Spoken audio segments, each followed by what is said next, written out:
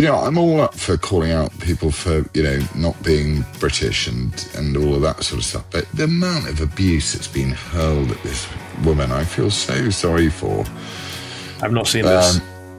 She's a Welsh. She's not Welsh on any level.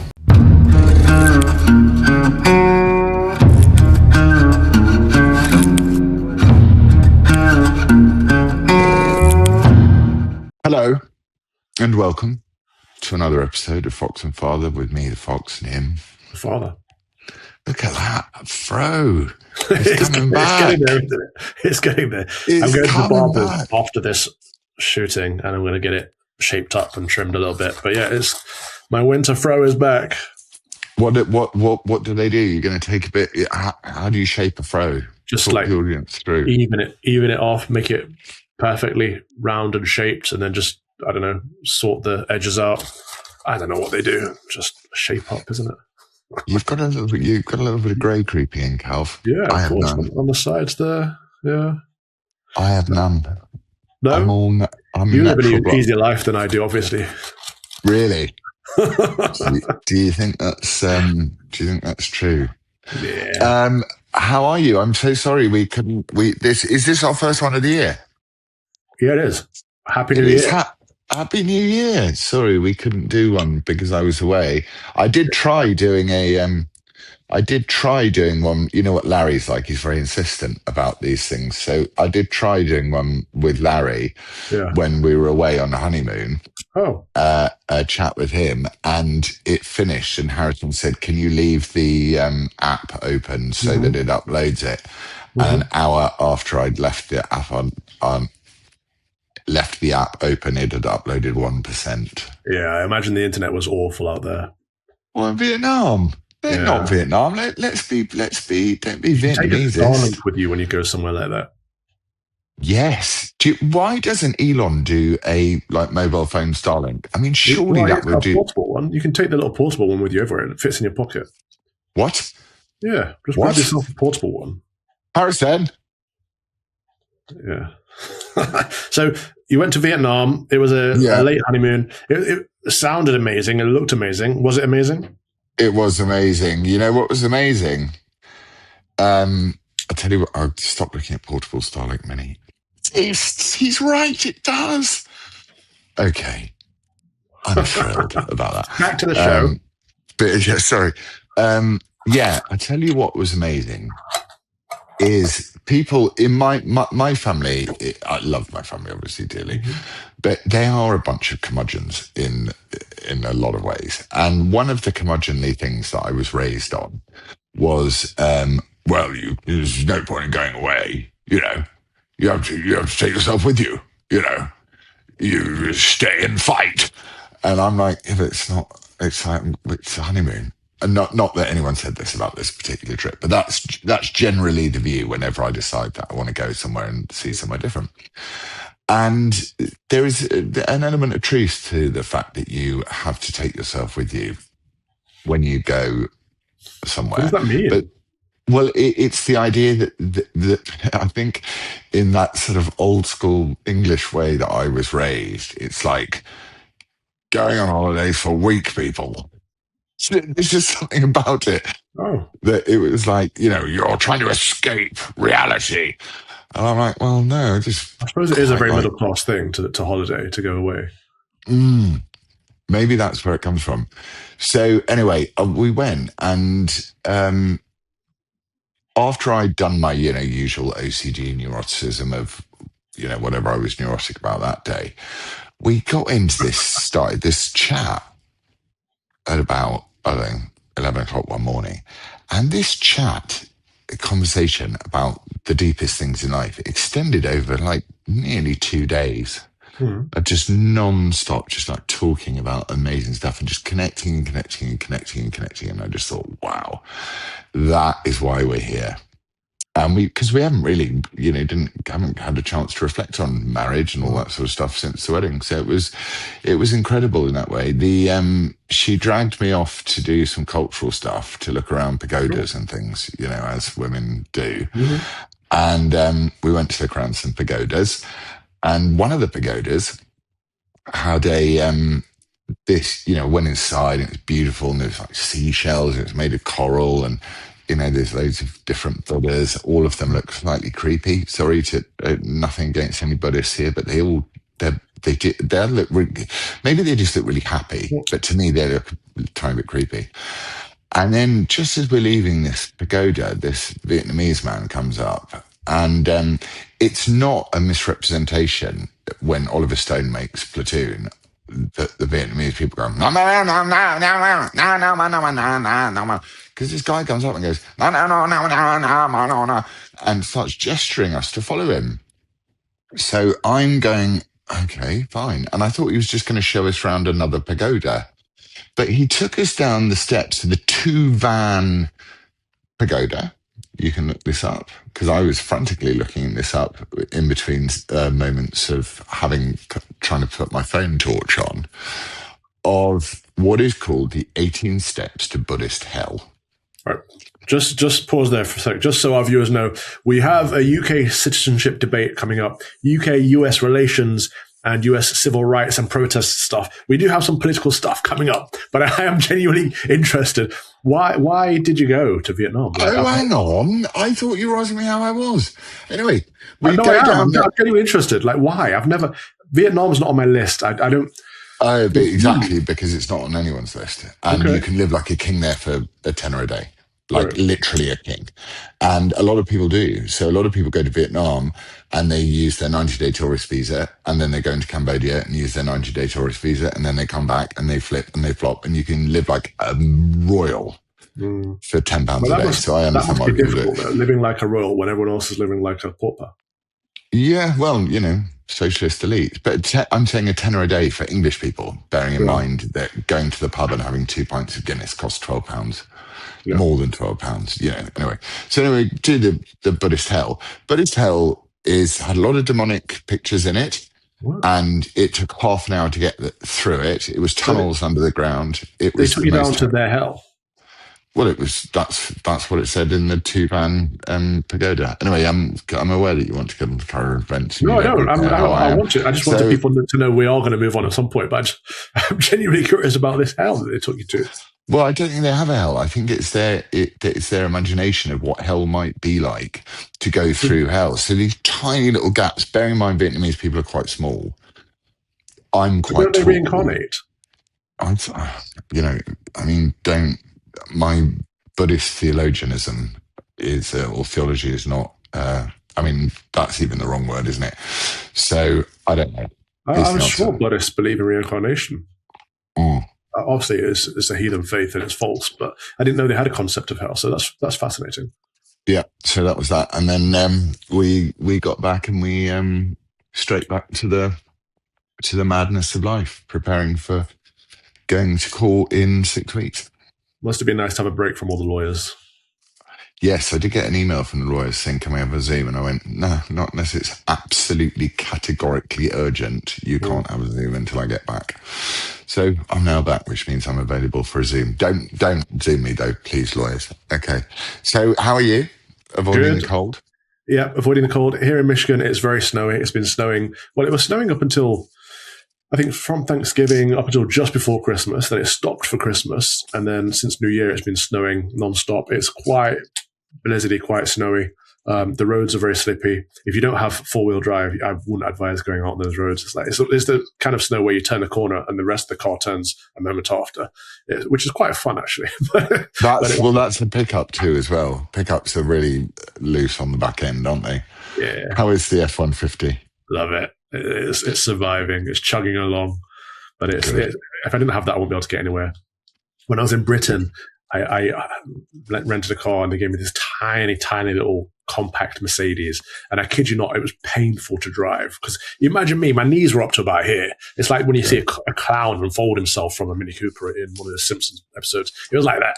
And so I drove up to Durham, which is 4.5 hour drive from London. And it was that was not pleasant, and drove there and back. But Durham was beautiful. How long were you here for? Just over a week. Popped in, popped out, spent Christmas with family, went up for that graduation thing, which my mum loved, and then flew back. I did 1 day in London, and 1 day was enough. The congestion charge, the ULEZ charge, the £10 an hour parking, and all of that stuff is not fun. No. Despite as well as the massive hordes of non-British people everywhere, it's just a crazy place right now. So I was glad to not have to spend much time there.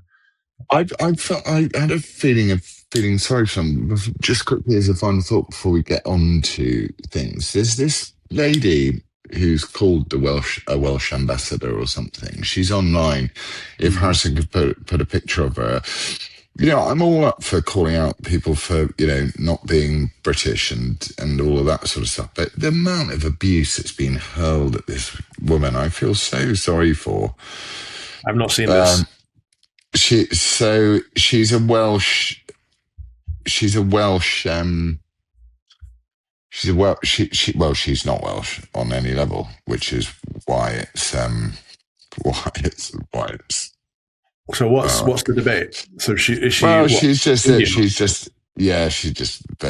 a hijab and she's very very foreign looking, and so I do feel sometimes I feel like we do want to talk about you want to see British people in Britain stuff, but sometimes I feel like when they aim their ire at somebody, it seems like the internet aims their ire at just sort of what seems like a nice lady, and they've just gone at her. She's brown and all black and in a hijab, instead of like going, actually the problem is much deeper than that. It's not what you look like necessarily, it's what you believe in.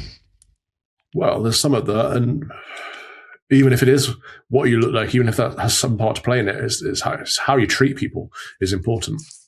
She was talking about healthcare. That's all she was talking about. How people treat her. You can make an argument to say that we don't want X, Y, Z types of people in Britain, or we only want this number of those people in Britain. But the ones that are there, you still treat them humanely and with dignity when you're booting them out. I had a debate. So Edward Dutton, I like Ed Dutton. He put out a video. He interviewed Steve Laws, who, of course, has been doing a lot of interviews lately. He is the figurehead of the ethno-nets. Tommy Robinson calls him £7 Steve. I like a lot of what Steve has to say, but I disagree with a lot of what Steve has to say too. And he put out this clip, which was very ill thought out, just a weak argument full of anecdotes and category errors, but essentially saying that mixed race people are not properly British or properly English because look at Bob Vylan, right? This is the stereotypical mixed race person who they hate our language, they hate our land, and they put out things like "Want your country back, F you," which Bob Vylan did, and Bob Vylan's clearly not a nice guy. But I put out a response to Steve, and I said, I was expecting more of an ethno-nat argument rather than a political stance, because mixed race people can be libtards. Bob Vylan is a libtard, but white English people can be libtards too. It's not about skin color. It's not even about ethnicity. That's about politics. And so my argument was that, and I'll quote, "I am mixed race, 52% white English, 48% black Afro-Caribbean. No one is going to undermine my heritage, lineage, or ethnicity. No one has the right to deny my claim to my land and my people based on my melanin count. Blood and soil mean something. You are who you are born to and where you are raised matter. My family has been English for hundreds of years. A line must be drawn, but this is not it. Are dual nationality is a problem? Yes. Are dual loyalty is a problem? Yes.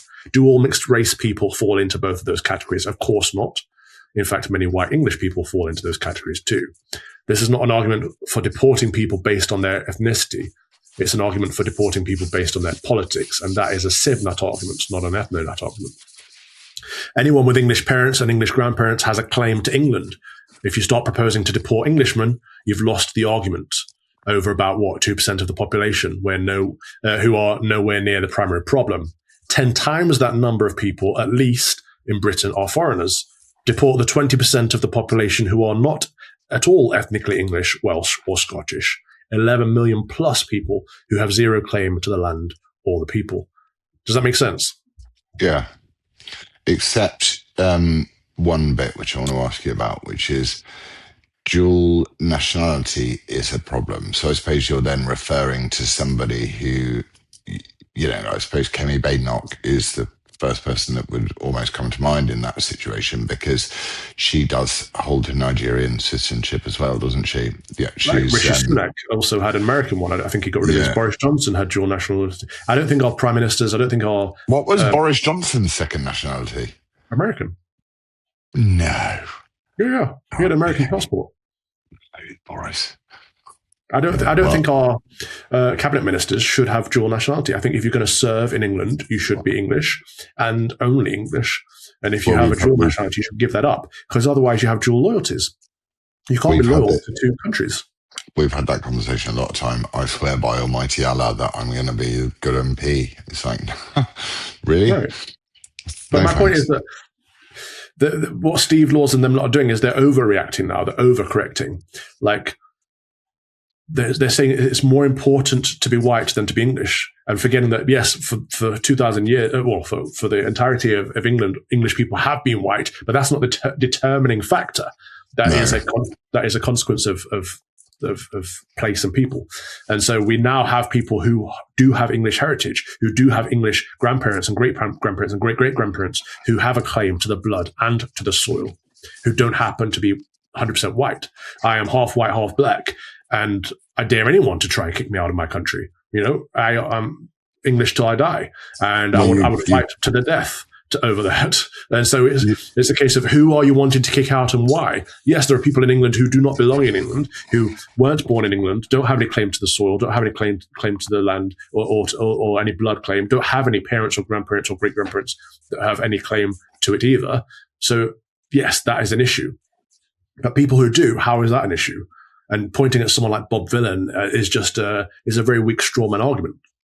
Yeah, well, I mean, that's my problem. Been my problem with Steve Laws from the start. It's like, if the whole thing's based on melanin, you're the same as the wokies.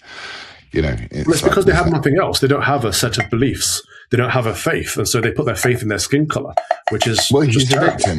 He's a victim. So he's again doing what the wokies do, which is saying, I'm a victim. My little white people are being oppressed by the darky people, and it's like, fine, and to a degree he's correct, right? But and his grievance is right. There's tripping over yourself for examples of the way that white people are treated differently from the anointed ethnic minority classes in Britain, and so he's right on that level. But you can't base any argument on skin color, I don't think. I think the minute you talk about skin color, but hang on. England should be predominantly white because English people are predominantly white, but that's not the determining factor. Like, British people are oppressed because they are British and because they are Christian, or English people are oppressed because they're English and because they're Christian people. Like, they're not oppressed because of their skin color. And sometimes they are, but that's not the main factor. So we don't want to say England must be 100% white. What we want to say is England must be 100% English. And that by the consequence of that means it would be predominantly white. You're becoming a the whiteness that's the important aspect. That's an element of the ethnicity, which is the culture, the people, the language, the place, the heritage, the lineage. Like you've become a Civnat over Christmas. No, I'm not a Civnat at all. I'm not a Civnat or an ethno-nat. These are ideologies that people base their whole identity on. I'm a Christian, first and foremost. And I believe our Christian land should be defended. And I think it's important that British people and English people have a right to their land just as other peoples have a right to their land, if rights to lands are a thing. And we should be defending our land, and we should be deporting people who hate our land. But we shouldn't be deporting people just based on their skin colour. I think that's... No, exactly. I Googled, I checked on them. I was, when they were talking about... mayors, and there's endless clips of Sadiq Khan talking about Mirpur and what's her name, Shabina Mahmood, to go on and on and on about this one little region of Pakistan where they want to build an airport so you can get more and more of these people from it. And I just sit there and I go, there is no... I grokked and I ChatGPT'd and Googled Metod or whatever the hell that is to find out how many non-Christian, non-Muslim mayors there are in any Islamic country as of halfway through our honeymoon. As of, Is it 0 or close to 0? It's exactly 0. Yeah. So it is. The difficulty is that the situation is going to get more and more complicated, which is that this poor girl who I was referring to earlier, hopefully Alison can dig out the clip, who was just talking about healthcare, right? But in a hijab, and she was not a small lady. So there were a couple of bits to mock about her. If you just superficially in the visual world, I'm talking about, she wasn't talking about Islam or blah blah blah blah, but she was talking about being Welsh. I'm going, it's almost like the hand grenade has gone off.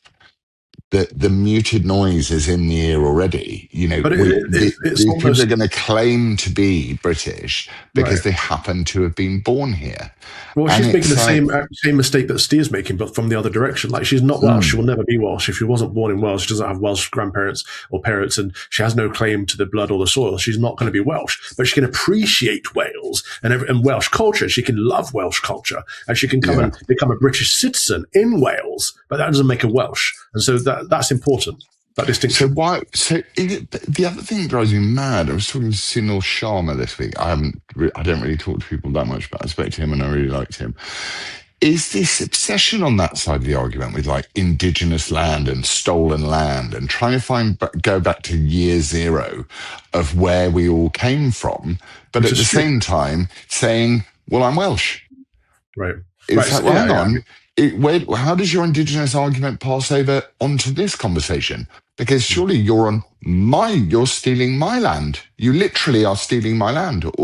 Especially people with, the total rational view to turn around and say, you speak English in England, being as we live in England.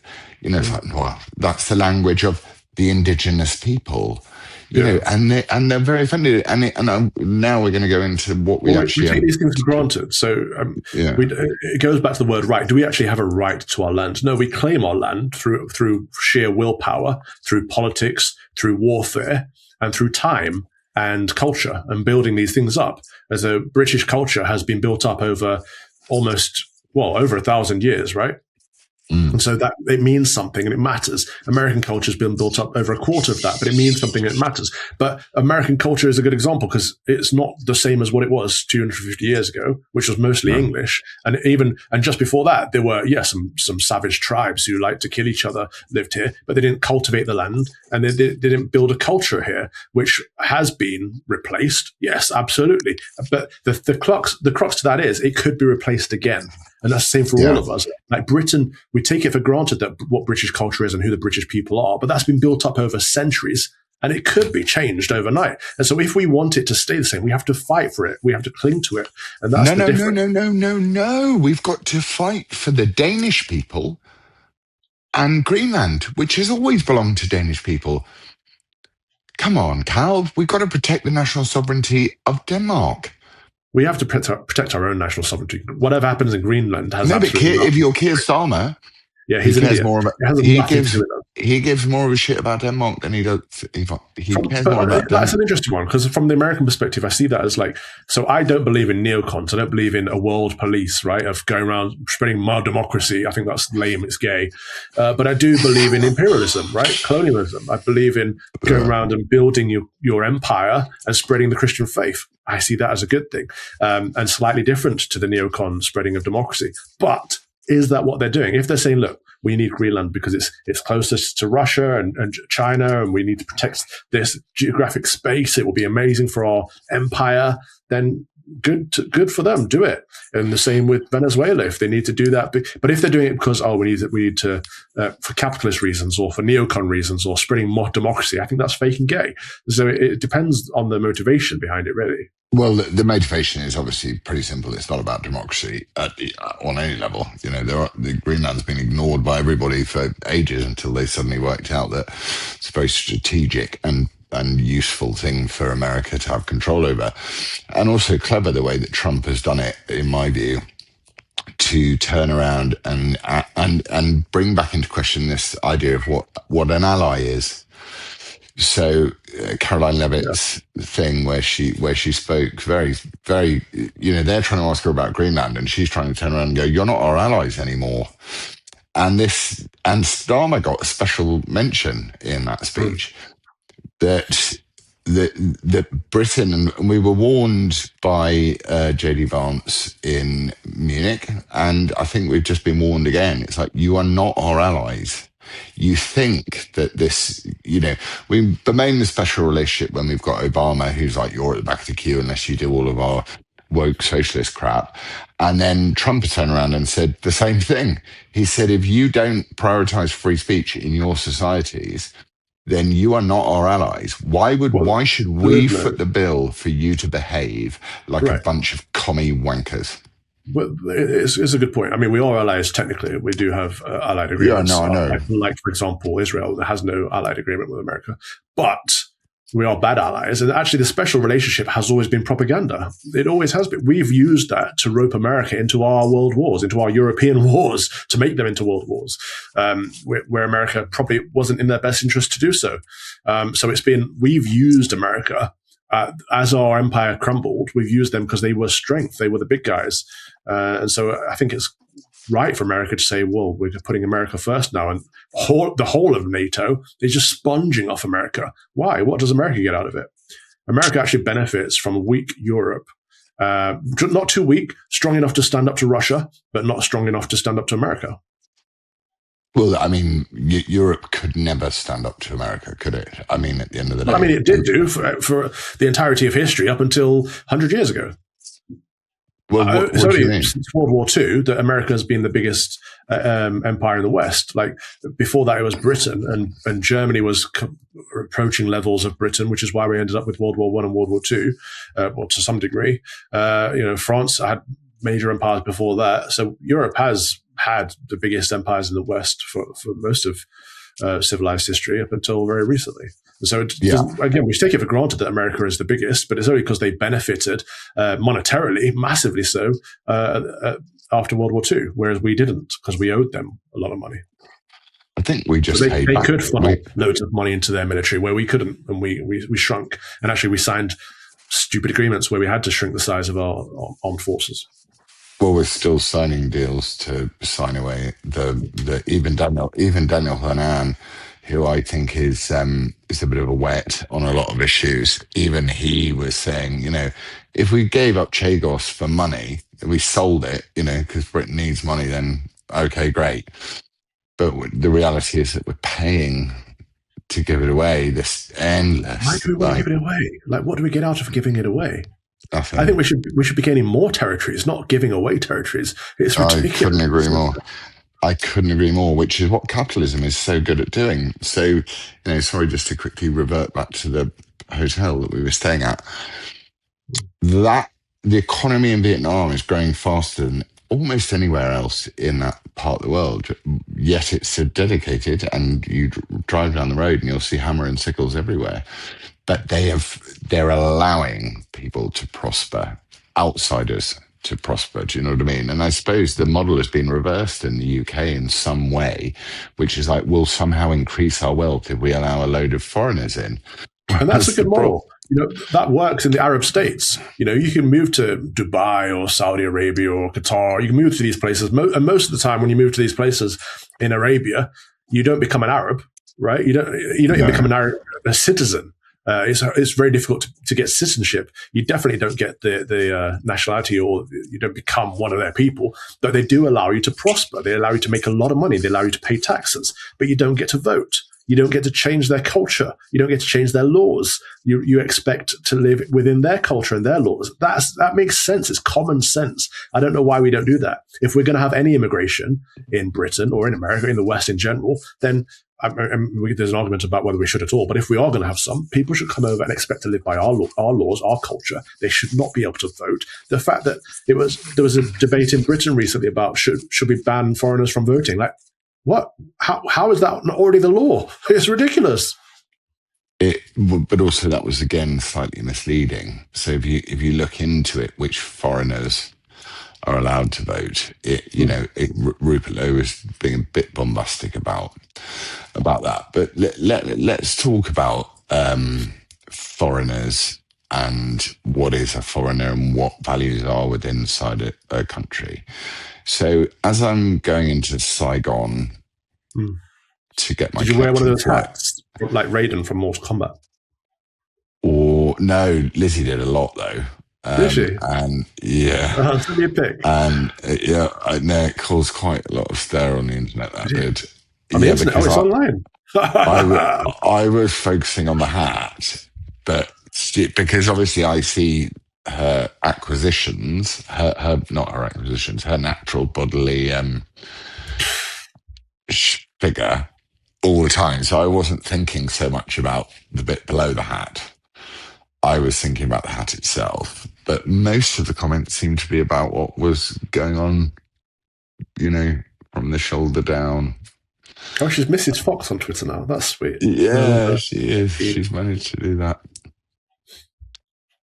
But as I'm getting into Saigon or Ho Chi Minh City, depending on which, whether you're in a Vietnam War movie or the modern world, I see online an email from the government to Eva Vladingerbroek, who is our friend, and she has had her ETA. I think, I don't know what it stands for. English travel, something.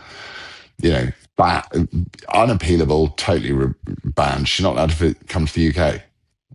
I'm okay. Yeah, her visa waiver was revoked. So she's not actually banned from the UK. What they're saying is you'll need to apply for a visa if you want to come to the UK. And of course, when she applies, they'll reject her application. And so it's a soft banning, isn't it? This is what they do. They never actually outright say, well, you're not coming over here. They use bureaucracy against you. But she had no plans to come, which is interesting. She had no travel arrangements. She did have plans to come. Not anytime soon. That's months away. So she hadn't booked any flight. She wasn't planning to come here. In the future, she was obviously going to come to a future event in a few months, but there was no plans in stone for her to come over. And so you've got to look at, well, why now? Why revoke her ETA now? Nothing's been triggered on the system, as in she's not processed her passport, not booked a flight, etc. And so when you look at what she's been tweeting, she criticized Sir Keir Starmer 3 days before they revoked her ETA. He's a vile man. But so just to juxtapose that with Alaa Abdel Fattah, who has said online, so obviously he hasn't criticised Keir Starmer, the cardinal sin of all of them, but he said we need to kill more of them, and in reference to Zionists, and the killing of Zionists is heroic. I am a racist. I don't like white people, so piss off. Police are not human. They don't have rights. We should just kill them all. Go burn the city or Downing Street or hunt the police, you fools. So Keir Starmer, has said is a priority. He literally stood up in Parliament and said it's a priority that we... I've just seen the picture of the hat. No, that's good. But sorry, Keir Starmer says he's a priority to get back in England. I'm in a court for saying less than that next month. I know, it's insane. And they were celebrating him coming back. How? What are you celebrating? This man, he hates white people, which should be more important to the politicians than the fact that he hates Zionists. He hates English people, and they want to invite him back and welcome him and celebrate his return. Why at the same time, saying a white European girl who's harmless is no longer welcome. Why don't white people stand up for themselves? Why don't white people turn around and say, you know what, we're not putting up with this. I know the white guilt thing, but we've had enough of it now. Yeah. So my kids, their mate, the young people I meet are just like, I don't want to live like this. I don't want to live. Why are the grown-ups like Keir Starmer such Islamic appeasers? What is the underlying thing that makes them want to go, we're so sorry, you're a Muslim, it's amazing, even though we've had our buses blown up, we've had our trains blown up, we've had concerts blown up, we've had people beheaded, it's just an ending scourge of violence. Why does the British political class still think it's fashionable to their constituency rather than whether they morally think it's correct? I mean, I understand why they morally think it's correct. They like aborting children and experimenting on them, so I know where their morals are. But why do they think it's going to resonate with their constituency to constantly appease Islam? Is it because they've done a demographic graph and gone, we're going to have to, chaps, otherwise we're never getting voted for ever again? Is that what's happened? Maybe. When we see them voting in Parliament and there's a vote to outlaw first cousin marriages and they all vote against it, you're like, wait a minute, what is going on? It's clear they're appeasing a certain voter bloc and they want to stay in power. And it's working for them, isn't it, really? They are in power. Well, all of them are going to be in power in the near future. But I think that Trump's emphasis on the free speech thing and Caroline Levitt's thing on free speech is, as I've always said from the very beginning of my entire stupid journey down this ridiculous path that I don't really want to be on, it has been that, you know, the central pillar is free speech. And if you don't have free speech, you're absolutely screwed. And I was reflecting today, actually, before we spoke, I said to you the other day, I pretty much every day I read your sermon from our wedding. And I really think it's an incredibly wise thing. And I will tell it to my boys when it's coming time for them to make big decisions about who they want to spend their life with. But I just can't, I don't agree with you on quite a lot of things, right? But it doesn't bother me. I don't lose sleep over it. Right. I'm like, okay, well, so explain to me, Calv, why you think this. And I don't take it as some sort of personal, horrible. I don't understand people that do, actually. No. In fact, all of the people that I get this a lot. People say, especially on X, and I've got a new way of using it, so I don't see this as much now. But what? How are you friends with Laurence Fox? He doesn't believe X, Y, Z. I'm like, yeah, not all of my friends believe the same things. I don't know why that's an issue to you. Do all of your friends believe exactly the same things that you believe? That's very weird, actually. It is weird, and weirdly, it tends to be the people that say that you need to be morally and principally consistent on every single issue tend to be the ones that aren't. So, you know, I've had a pop at the Free Speech Union before about it, but, you know, this whole thing of like, yours is not the kind of free speech we like. I'm like, well, what's the point of having a Free Speech Union then? You know, these are the people that, what they do, and they're like the Farages and the wolves in sheep's clothing. What they do is they're the ones that say, my principles will not be moved. Here's another set of principles I've got for you. So I always see disagreement, and I always have done my entire life, and maybe it comes from acting. I see disagreement and, you know, and debate and or, you know, intellectual conflict as a good thing.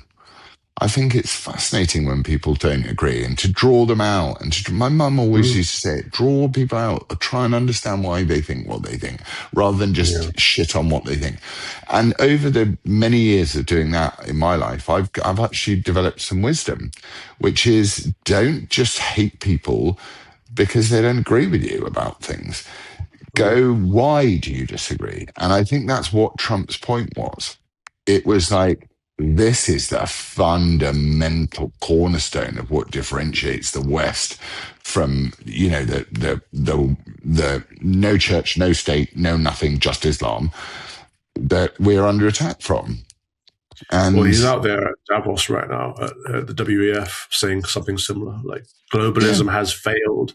I heard his chap said, and Trump got up there and mocked Macron. But I think it's good. They need to hear that, because all these people, these libtard globalists who don't have an actual thought of their own or an idea of their own, just copy and pasting policy from each other that is harmful to sovereign nations, they need to hear a difference of opinion. I think Larry's out there, isn't he?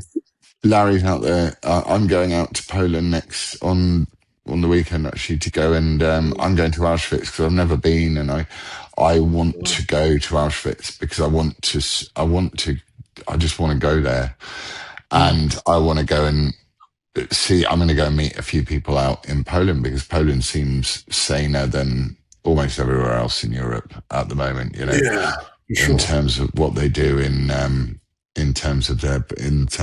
Actually, I must contact Dominic. A few of our friends went over there recently, didn't they? It was the whole jaunt. It seemed interesting. Yeah.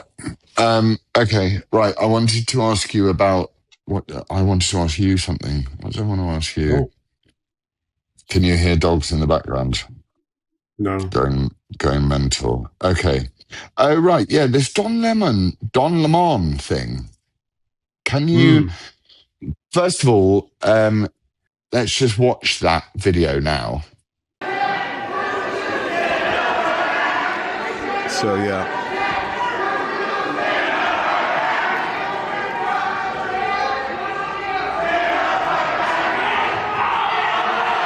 Guys standing up now saying, get out of our church. He's screaming. They're trying to calm him down. So I don't know if this is what they deem as successful or not. But anyways, I'm not going to get in the middle of it because I'm not here as an activist. I'm here as a journalist.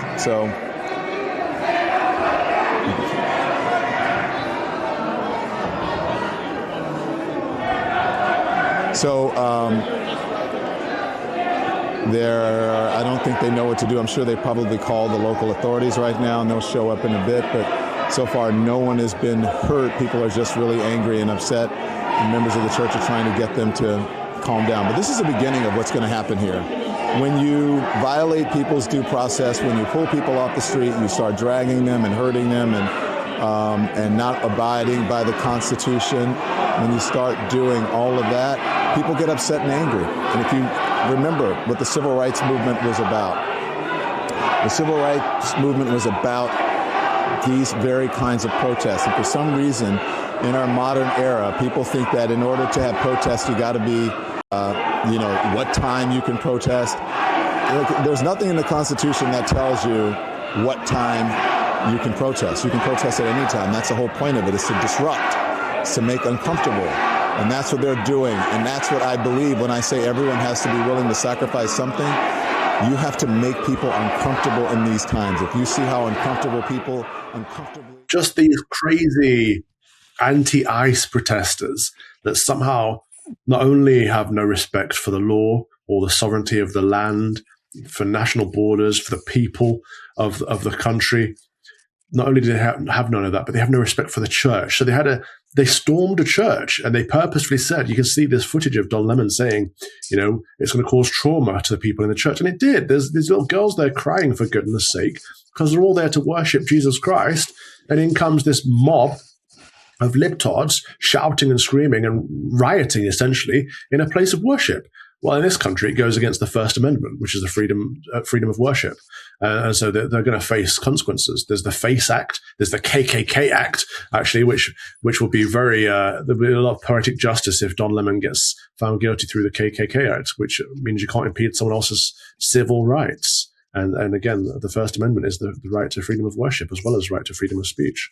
But they just hate their own country and their own people so much that they don't want the law to stop illegals coming in and raping their daughters and murdering people on the streets. They'd rather that and look nice to each other in their socialist circles of how good they are with their open borders. It's insane. It's weird. It's self-harm. It's also what socialists are, which is, I got a taste of this in Vietnam, as I was saying, you can live like king for a tenner. I was in a really nice place, right? But when we went out to the pagoda, you'd see an entire family of 4 on a scooter, with a little baby, front shot, no helmet, no nothing, it would drive the health and safety net is nuts. But, that's the way they transported themselves around. I saw people digging around in the hedge for bits of metal and plywood and whatever they could find to sell. So I was living like a socialist elite would in Britain. And some of the people staying in our hotel, I don't know whether they were government officials or not, but they were met in cars with flags on them who were staying in the same hotel, Vietnamese flags. So you get a taste of what it's like to live in socialist utopia, which is utopia for me, not for thee. And I suppose the appeasement of all of that comes in that way. But does Don Lemon, by the way, bad news, that is his actual name. No way. He's from the Lemon family, and they called him Don. According to Grok, his full birth name is Don Carlton Lemon. What? But on his Wikipedia page, it lists his birth name as Don Ronaldo Lemon Clark. Yeah, I don't believe it. Before his biological... Anyway, I mean... But it's just Don like Ronaldo. Don Ronaldo. Why wouldn't you just change your name to Don Ronaldo instead? It's so much better. Welcome to CNN with Don Ronaldo. But his argument from the clip is, we have a right to assembly, we have the right to free speech. So the left kind of use free speech as a way of spitting in your face, whereas the right use free speech to defend the left. You have the right to free speech, but you don't have the right to impede on someone else's freedom of worship. Like, your rights don't impede on anyone else's rights. That's common sense. Yeah, it is common sense, but it's also, it can be argued the other direction, which is like, it's all, again, a thing that my mum was about, was like, it was always about intention. So you can say something horrible, you can say some horrible words to someone, call them all manner of horrible words in a very affectionate way. In the same way as you can call someone something quite nice in a very unaffectionate way. So it's all about context and intention, isn't it? And then what the left do is they put the worst possible context and the worst possible intention behind everything everyone does. And what we do is we defend their right to do it. And I say, at what point do we turn around and say, this is hugely damaging to society and to our people, and you can't negotiate with these people, they're terrorists. That is the point. So I think Harmeet Dillon's going to do something. I think if Pam Bondi doesn't do something, she'll be gone. Like, people are sick of her anyway. She's been absolutely useless as Attorney General. Harmeet is the Attorney General, isn't it? What's Pam's role? Anyway, no, Pam Bondi has the AG. Yeah, but she's not arrested anyone for any major crime, and so this is such an easy win. This is such low-hanging fruit that, the Democrats would do it. Well, we saw what they'd do on January 6th. They fake it in order to do it.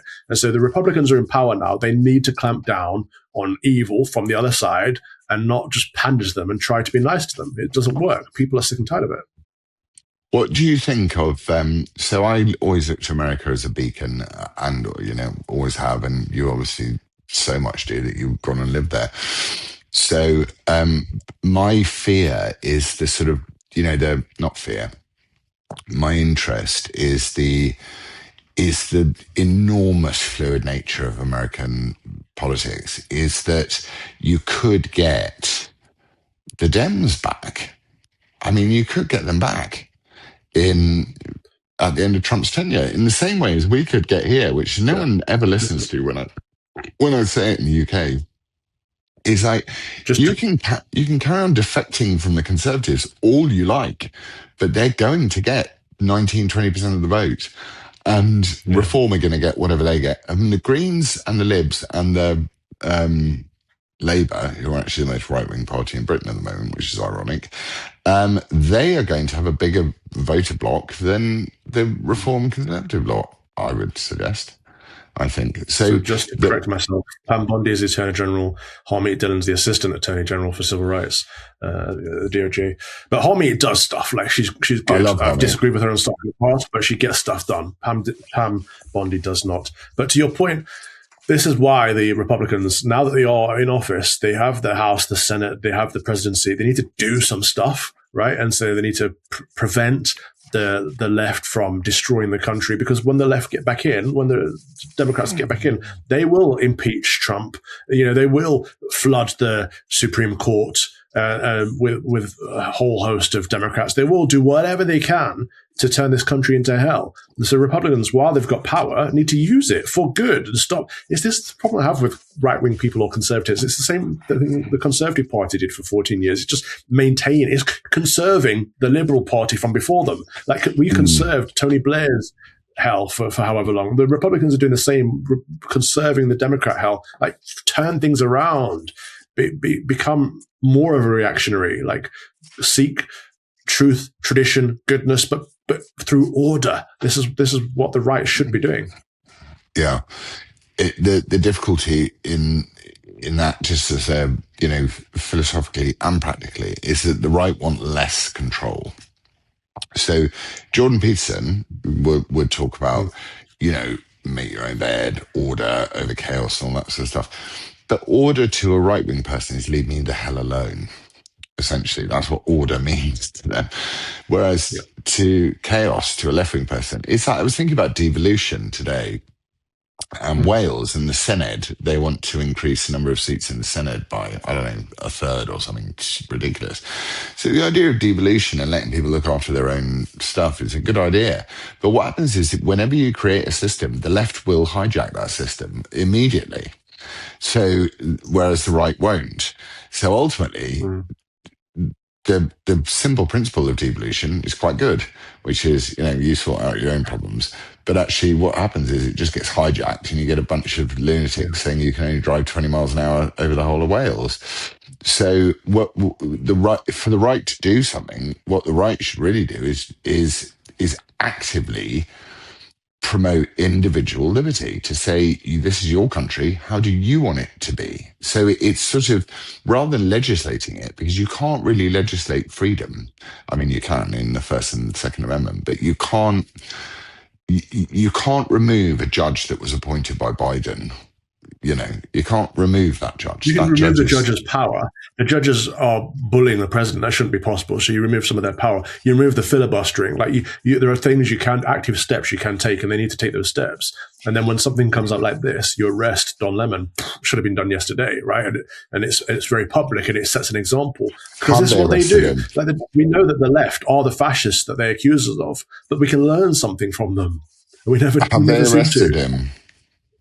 No, not yet. I mean, not as we record. As this comes out, maybe they have. But as of yet, nothing's happened, and nothing ever happens. Yeah, nothing ever happens is so true. But the other thing is like Abdel El Fattah or whatever. Yes, Laurence Fox. I said, has he been arrested? And it went, yes, Laurence Fox has been arrested multiple times. I wasn't asking about myself. But to your point about devolution, these things are all about context.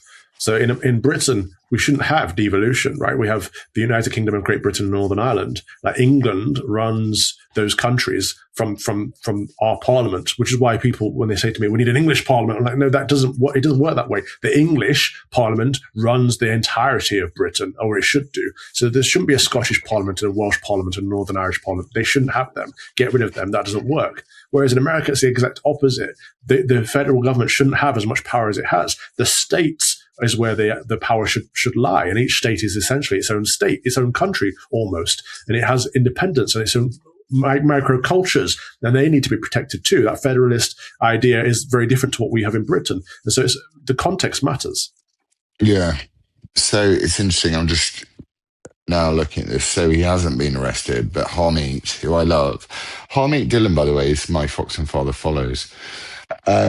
She has followed me for ages. I followed her for ages. A lot of what she posts on social media. I saw her recently in DC, and I apologized for being very blunt in a private debate that we had after she led prayers at the RNC, and she was very graceful and accepted my apology and showed forgiveness, and I appreciate that. So it's both apologies and forgiveness are something we need more of when people are in the wrong.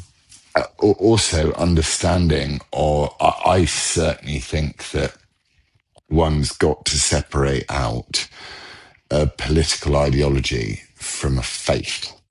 And I think that, I think Christians should be respectful of people of different faiths. I don't think Christians, or anyone for that matter, must necessarily be respectful of people's political ideologies, especially if they're conquering and disastrous. I disagree with all of that.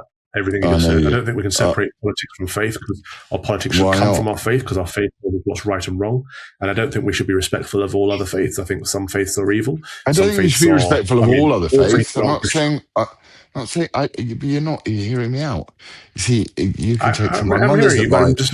You could take some of my mother's advice, which was to draw me out. We can respect the people, and I feel like I respect Harmeet Dillon. She does great work as a lawyer.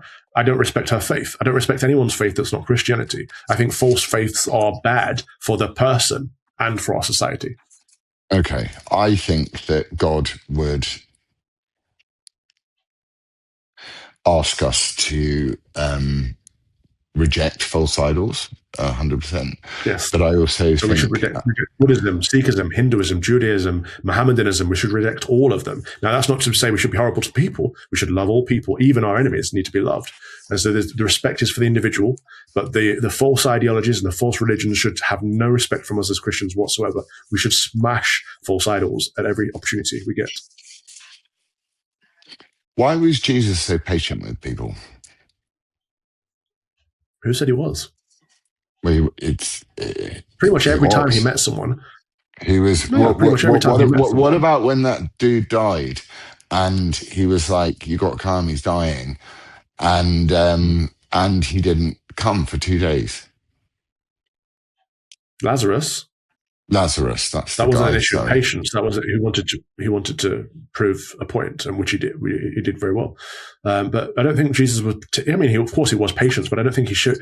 I don't think what you're trying to say. I don't think that makes sense. I don't think he was just patient with everyone to the point of tolerating falsehoods. I think he was patient in the virtue of patience, but I don't think he would tolerate falsehoods. In that he would say to every single person he healed, he would say, "Go away and sin no more." Like he would tell them straight up. He'd rebuke them straight up.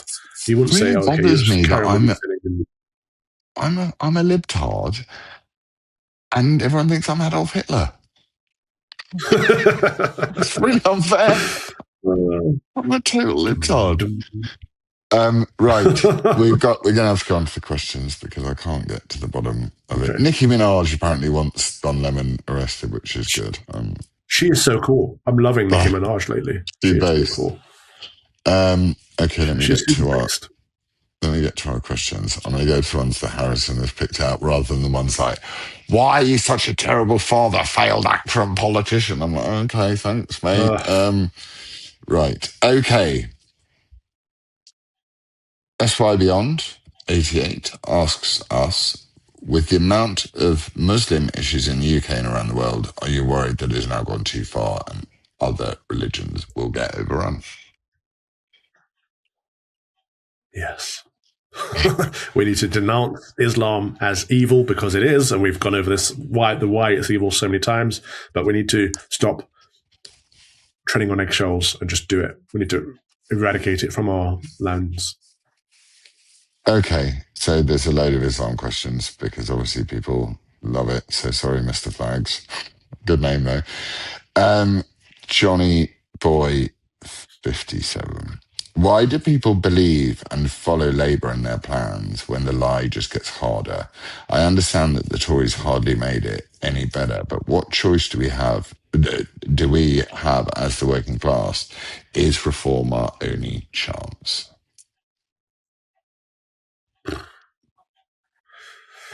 I think the question is why is 20% of the British population very socialist and very, on side with the Labour agenda? Grok. What percentage of the British population is retarded? You're so funny. Approximately 2% of the population.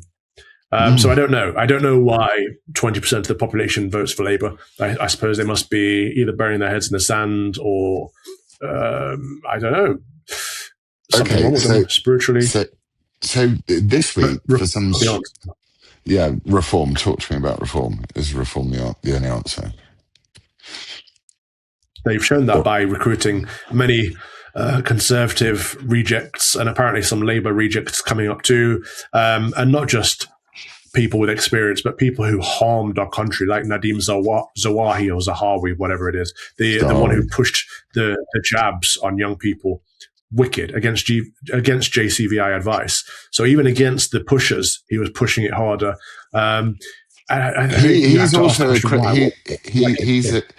His crime is even worse than that crime against humanity, is that he pushed very, very strongly for the net zero bollocks to be put in schools, so our children are terrified of breathing. Very He's just more rarely, just really awful man. I know, but they don't care. They care about power. I don't. I've about that much time. Yeah, for absolutely. reform. They've shown that they only care about power. The people they're taking on, it shows that they want to become, as we've always said, part of the establishment. They're now proving that, and so people's eyes are opening. They're like, "Oh, you guys were right all along." But that's horrible because it means people are lost now. And once again, they're like, "So what's our option?" Or people are doubling down. No, Nigel is our guy, and they make an idol of him. Now he can do no harm. Trust the plan. Never trust the plan. Never trust the person. Trust in God only. Yeah. Okay. Very rarely. Oh no, there is one.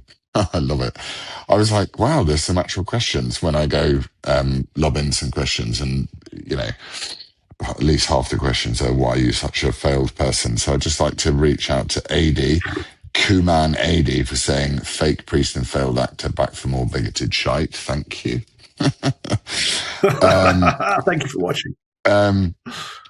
This is a good question, Martin Clark.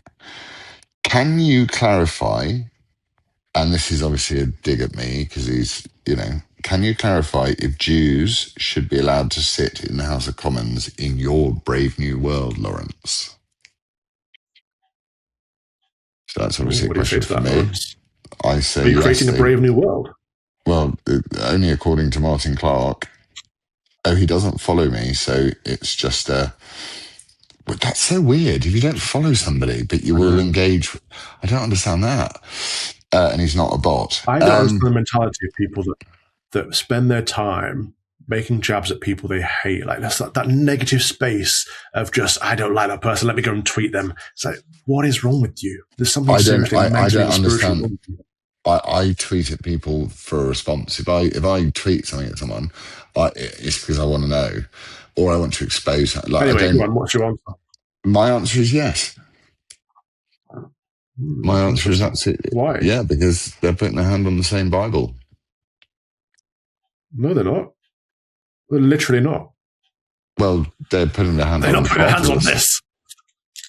The New Testament. Even the half that they have isn't the full half. There's so much in this Bible that warns against them. The fact that you say they're putting their hands on the same book is sugar. Is wrong. This is a Christian country, therefore only Christians should be able to represent the Christian people. There should be no Hindus, Muslims, Sikhs, Buddhists, Jews, Satanists, Freemasons in Parliament at all. I you know what? Logically, I can't fault your argument. It's like you're either a Christian country with Christian politicians or you're not. I suppose for me, as a libtard, as the libtard's Adolf Hitler, I'm of the view that the intermingling relationship between Jews and Christians is huge, and whether the Jews believe Jesus is the Messiah or not doesn't really, it doesn't kind of enter into it for me. I'm just like, does it enter into it if they killed him or not? Well, if the man you love more than anyone else in the universe was killed by a particular demographic, does that not matter at all? Yeah, it does. It really, really, really does.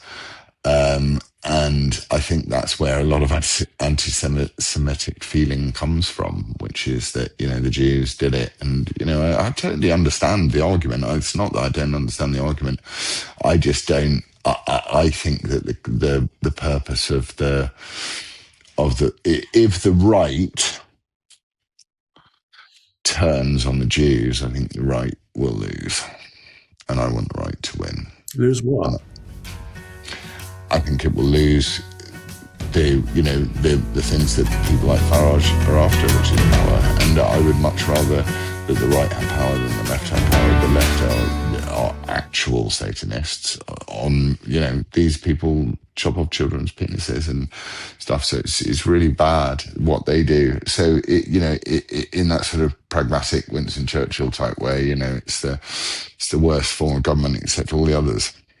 So I don't think Puritanism and identity politics helps the right particularly.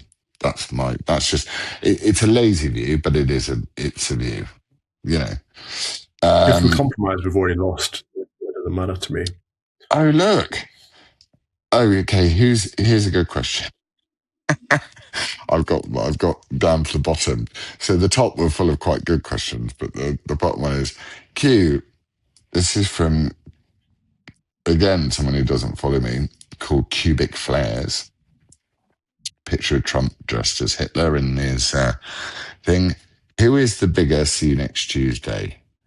Father Robinson, Lawrence Fox, Jeremy Clarkson, Nigel Farage, Lawrence Fox, Vladimir Putin, or Lawrence Fox? I'd say you've answered your own question, my friend. It's, why do you get more votes? I think Trump is the opposite of a Nazi. He's like the biggest Zionist in the world. He does everything for Israel. These people are stupid. Yeah. Well, on a positive note, these words mean nothing. On a positive note, we can end with Pete. Our friend Pete Clark, Pete British. Follow him. He's been a Fox and Father Follows for a while. He's a good guy. What was Marmite was? Heard so much about how cheap and friendly it is. Don't forget your Fox and Father Follows this week. Also, like and subscribe, everybody. Thank you. And I think I've done my Fox and Father Follows. Who did I do? I'm going to do Sunil Sharma as well. And I'm going to do Harmeet Dillon, Sunil Sharma, and Lou Liberty Tactics I'm going to do, which is Liberty Tactics. I'm going to ask you to follow her because she is looking into the following on from the Somali luring centers in Minnesota. She is looking into the same sort of thing going on in Birmingham at the moment. So she will be my Fox and Father Follows. Who are yours? I'm just having a look down my feed. I don't know who's been. Oh, you know what? I'm going to give it to DC3. At DC3 I like Media. DC3. This is that young black lad. Yeah, he's great. We'll show the clip. This is the young black lad. He went on the BBC. He said, my heroes are such and such and such and such, and of course, Jesus Christ. And the presenter goes, I'm like, that's just typical of the BBC, isn't it? Absolutely typical. And just quickly, who are your heroes?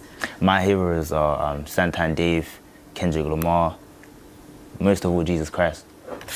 Oh, well, it's lovely to meet you. Daniel Chenjerai, DC3, as you are better known. Thank you very much.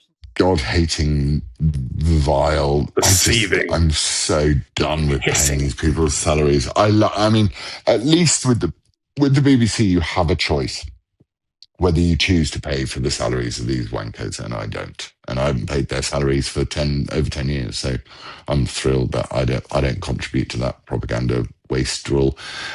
Right, hopeful thought for the week, please, and then a prayer. A hopeful thought. Oh, okay. Yes. Put me on the spot. We can be hopeful that the globalist elite are recognizing that their time is coming to an end and they're failing. We saw throughout COVID, everyone everywhere was build back better, and the WEF, you'll own nothing and be happy, was shoved down our throats, left, right, and center. And it looked like they were on top of things, but a small number of us fought back. I don't want to list all the names, but you know the people in Britain who were fighting back against that.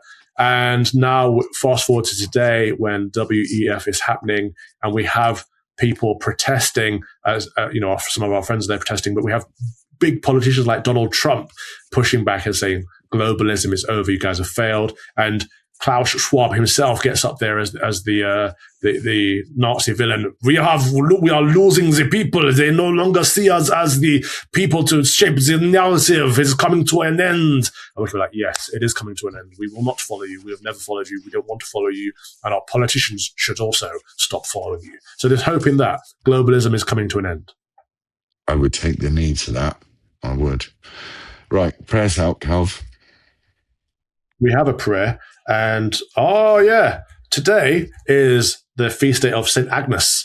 And Laurence likes to know a little bit about the saints before we pray. So St. Agnes was maybe 12 or 13 in ancient Rome, and some heathens tried to kill her. They dragged her off to a brothel, and she was saved from these wicked men and protected from rape.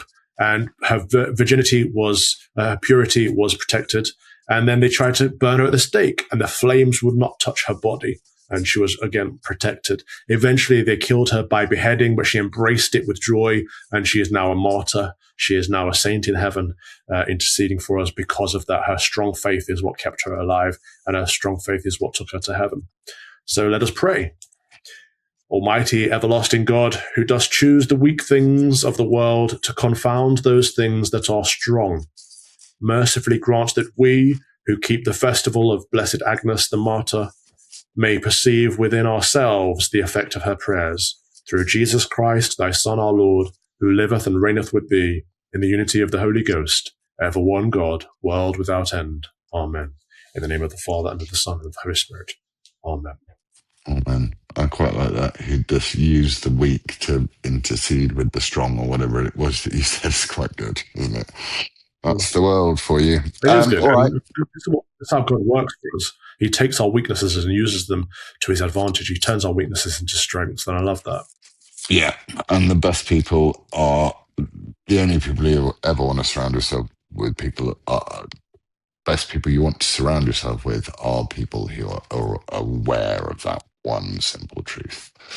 So I love you, brother. I'll see you next week, and I'm off to Poland. See you. And I'm going. You're such a jet setter these days. Well, I want to go, and I want to go and spend some time with Larry, and I want to go. I just want to go. I've never been, and I want to go, and I want to go and see this stuff. I want to, because I want to be able Davos. You'd love it. I don't want to go to Davos. Why would I want to go to Davos?